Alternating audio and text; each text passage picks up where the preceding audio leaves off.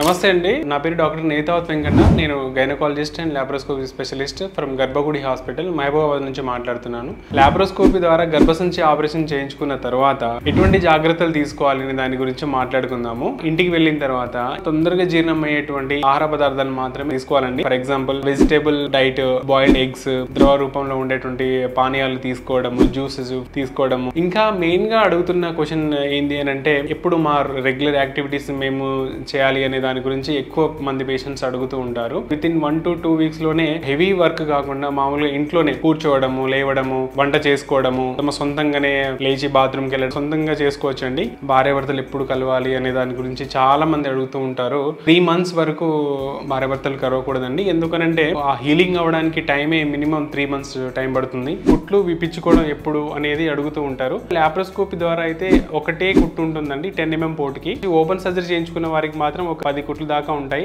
ఆ కుట్లు మినిమం ఒక 14 రోజుల తర్వాత తీయించుకుంటే మంచిది. సో ఇవ్వండి లాప్రోస్కోపీ ద్వారా కానీ లేదంటే ఓపెన్ సర్జరీ ద్వారా కానీ ఆపరేషన్ చేయించుకున్న వారు తీసుకోవాల్సిన జాగ్రత్తలు. మరిన్ని వీడియోలతో మనం మళ్ళీ కలుద్దాం. Thank you.